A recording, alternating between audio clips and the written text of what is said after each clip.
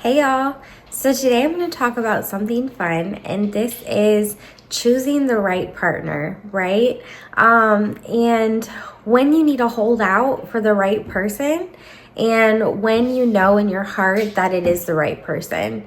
And I'm just going to speak from my own personal experience. And obviously, my own personal experience can't be applied to everyone because everyone's situation is different. But from someone who's been in a lot of toxic relationships, I will tell you that once you find that healthy kind of love, you'll be surprised, especially if you have trauma in your past and in your past childhood or in your past relationships. You will be surprised the responses that come up when you finally have an unconditional love. So let's get into this topic. So first of all, I'm going to give you my backstory. So I had probably 3 toxic relationships, really 2 toxic relationships. The other one was kind of neutral and it just kind of wasn't working out and it wasn't who I wanted to be with, right? The 2 toxic relationships I was in, one was very neglectful, and I felt like my needs weren't being met in that relationship. He wasn't very committed, or like you could say, he wasn't very intuitive to how I was feeling and to my emotions and my well-being, like now with my husband, anytime I'm a little off or I'm in a mood, he picks on it right away, and then he's there trying to support me through it or helping me, encourage me through it. But for myself, the other toxic relationship was much more like in your face toxic.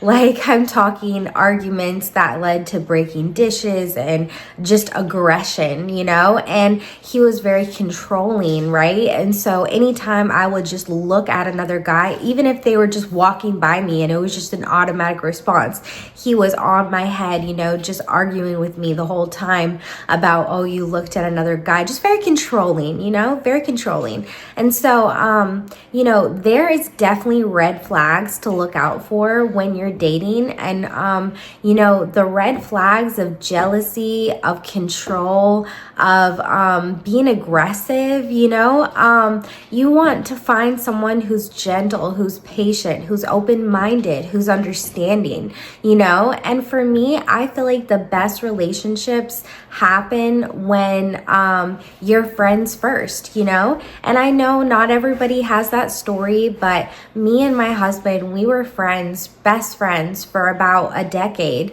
until we ever got together. And then we spent about 5 years, 5-6 years together before we actually got married. And for me, that was so important because I wanted to live with someone. I wanted to know this person from the inside out, before I committed my life to that person. He had already proven himself to me as a friend that he was always going to be there for me, that, we would go places together. And he was always just so supportive no matter what decisions I was making, and I was supportive of him. I loved him as a person, and honestly, I never thought we would be together. It wasn't something that was even in my view screen. I really thought of him as like a friend, like as a brother. I know that's cringe, but I really did. Like, I didn't think of him as like anyone I would end up being with. And I think that's what made it so special, because when he kind of told me that he had feelings for me, it took me a little bit to process and a little bit to kind of, I've had him in the friend zone for so long that it kind of made me, I need some time to think about this. But once I started thinking about it, I was like, this man has been in my corner for the longest. He's cut off people that have been rude to me, just completely cut them off out of the friend group, and, he's shown his loyalty to me over all of these years, and so it's like, in my mind, I was like, why not? Why not at least try and see if we could be a good fit? Now, I will say that I do have a lot of trauma from my childhood and a lot of abuse from relationships that I was in before, like the toxic one I was telling you about, and, different, relationships in the past, and also my parents and just the abuse that I suffered in my own home growing up in my childhood. And so, when I finally got with someone that truly loved me for who I am, you would think that it would be a happily ever after story. But with people with trauma, I don't know, let me just tell you, I saw this video the other day that really reminded me of my experience. And it was a cat that had been abused in his past home. And when he came into the home that was loving, he was just screaming, crying, screaming. And the mama foster cat, she tried to approach, and the cat was just fighting until finally the cat realized that, it was safe. And then it finally calmed down. And that really reminded me of when I first got with my husband, I had this fight or flight response that I wasn't expecting because of my past trauma, that I was just kind of fighting the whole time. When you're being abused, you fight back. A lot of people, some people don't. But for me, I was a fighter. I fought back hard, even with the consequences of being physically or verbally abused, I fought back, And so when I got into a relationship that was loving, there was a lot of fear, and I was fighting the relationship, and causing arguments and causing conflict, because I wasn't sure if he was going to hurt me, and I wasn't sure if I could trust him, and that's why I think it's so important not to jump into relationships, especially if you have a history like mine. Sorry, I had to move outside. There is too much going on in the house. Anyway, but that's why it's so important to not jump into relationships, right? Because, if you jump into something too soon, you don't really get to know the person, And a lot of the time when you get with someone, you're merging two lives together, and their baggage and your baggage is just going to come up, I know very few couples who get together and have absolutely no conflict. A lot of the time there is going to be some type of conflict just from you guys feeling each other out, and from whatever baggage you brought into the relationship, from whether that's abusive past relationships or from childhood, And for me, I had kind of an anxious avoidant, or what is it called? Anxious attachment. I think that's what it's called. Anxious attachment. Right. Where, for me, I was kind of codependent, and that went a lot because of my childhood. I didn't know how to be my own person in the relationship, because a lot of people, when they get together, they kind of lose themselves in the relationship, and for me, I was also kind of doing that, I was kind of losing myself in the relationship, and this was causing resentment, and this was causing, chaos, and along with my trauma, it was high conflict, and so for me to be able to work out all of those issues when we're in a relationship instead of in a marriage where there's more of a commitment and more of a loss if things don't work out, to be able to work out all of those issues and all of those problems was really helpful for me, and built the trust that I needed to go to the next step of marriage, because if you don't have trust with your partner, you don't have anything, and if you can't trust your partner, you really don't have anything, and so, for me, building that trust, just like that little cat who was screaming and crying and fighting back, and the mama cat just comes and kind of finally soothes her by just sitting next to her until she calms down. Like, that is exactly what happened in my relationship. I fought until I finally woke up one day and he was still there, still patient with me, still understanding of me, still sticking it out with me. And I realized I put this man through hell, and he's still here, and he still cares about me, and he still loves me. So this is why I can trust him. The conflict, if you let it, if you have good communication skills, if you have self-awareness, the conflict will actually bring you guys closer together. And that's what it's supposed to do. Is it's supposed to bring you guys closer together.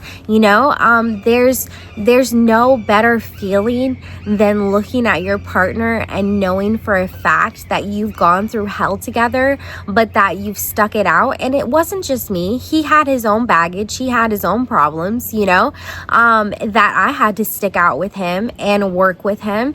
And we both did the same thing for each other, but we didn't leave. We stuck it out, and that's the beauty of finding the right partner. It's not the absence of conflict. It's not the absence of any type of turmoil. You know what I mean? It's working through that in a healthy way where you guys get closer together at the end of that conflict instead of farther apart, And so it's so important. It's so important when we're choosing our partner for life that we really know that person, And for me, I had been best friends with him. So, not thinking that we'd ever be together. So it's like, we were going around town, all these different places, all these different studios, and I was seeing him with all these different people and how he interacted. And one thing I really admired and respected about him was that he was very respected wherever he went because of the reputation that he had built. And on top of that, he was very respectful to the people that he was interacting with. There was a lot of admiration that I had for him because of the way he interacted with other people. And if your guy is an asshole to other people, 9 times out of 10, he's going to be an asshole to you. So watch the way he interacts with other people and his character, A lot of people, they put looks and aesthetics in front of character. And for me, character comes first. I want to know that you're a good person before I give my life to you, Looks are only skin deep, We're all going to get ugly one day. We're all going to get old one day, But that's not what creates a good relationship, For me, I chose character and I chose, personality, I love to laugh. He makes me laugh more than anyone I've ever been around, and that kind of got me. I'm not going to lie. It's like, guys, if you have a great personality, know that there's someone out there for you, because laughing in this day and age when our world is crazy and so much is going on, laughter is the best medicine, And so for me, the way that we interacted, our personalities interacted, he's a Sagittarius, I'm a Gemini. If you know anything about zodiac signs, we go together like peanut butter and jelly, and we just had a friendship. And that's why I think the best relationships are built on friendships, And I'm not saying that you can't go the traditional way and date and then marry. Like, I honestly don't think that a lot of people can recreate what we've had, I just think that it was kind of, the universe's blessing to put us together, but it's one thing to always keep in mind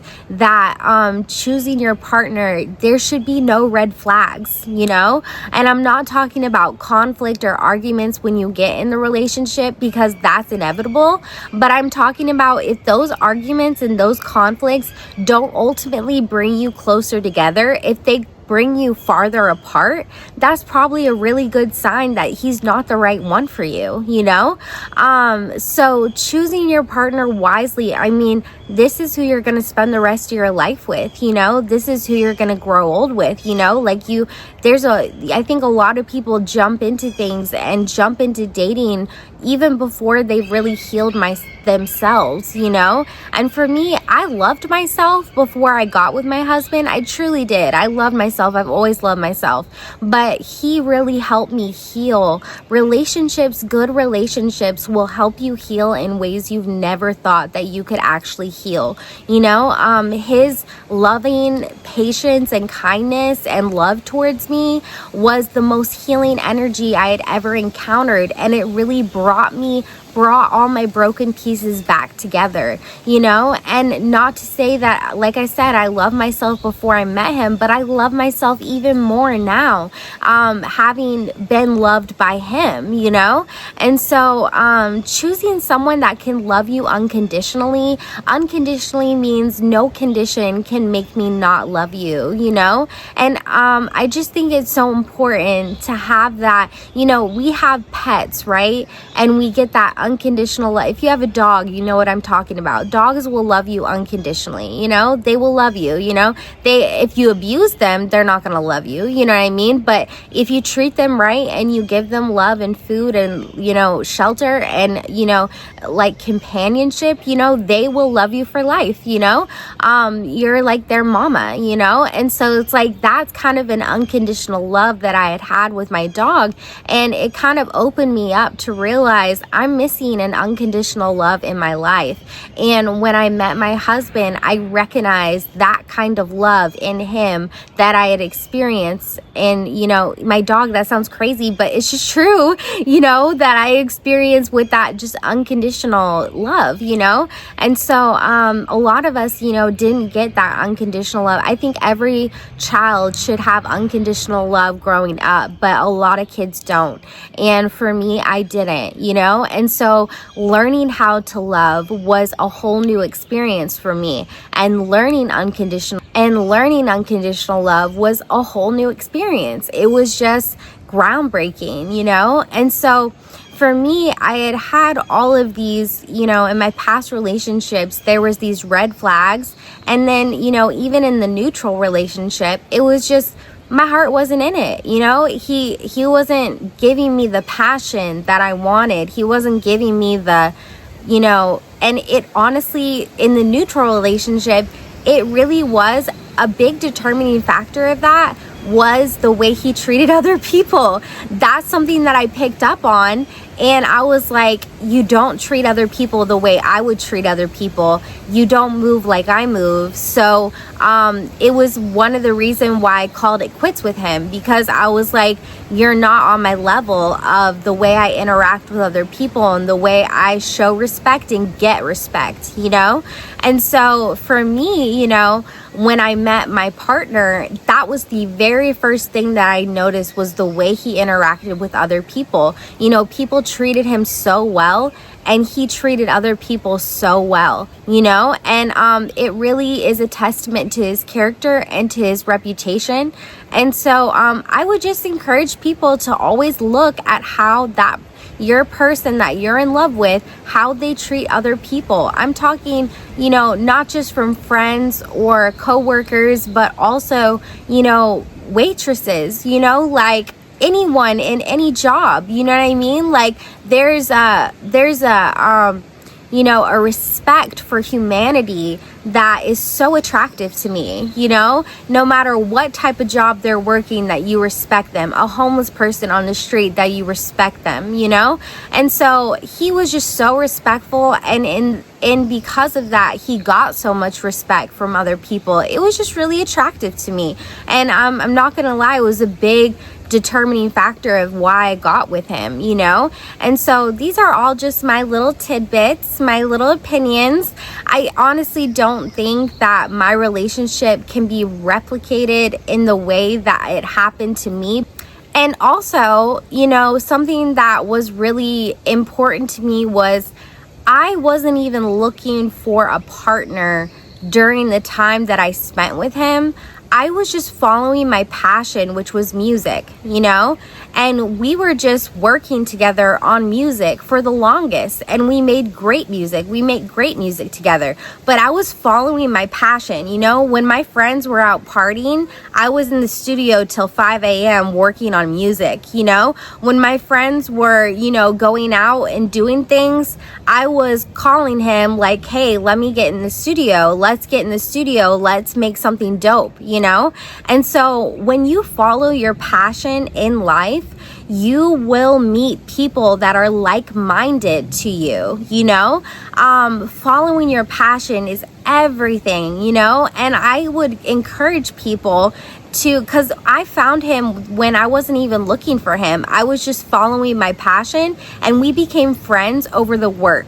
And you see people, even actresses or actors, you know, in their work and in their passion, they find like-minded people that they connect with, you know? And so it's just so important to follow your passion. You know, a lot of people make finding a man their main goal, and you miss out on, you know, people that could be like-minded like you, because you're not following your passions and following what truly makes you tick as a person, you know? And I think that's the best way to find friendships too, you know?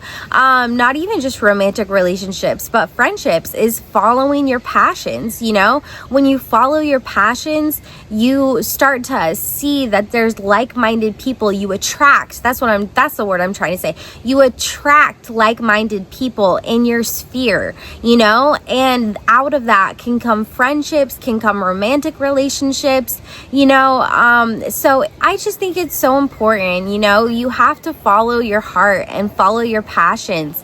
And that's going to be the biggest determining factor when it comes to choosing the right partner, in my opinion, you know. And obviously this is different for everybody, but these are just my little tips and my little 2 cents about, you know, how I found the love of my life and how I, you know, chose my partner. So I hope you guys enjoyed this video. I hope you can glean something from this video, and I will see you guys next time.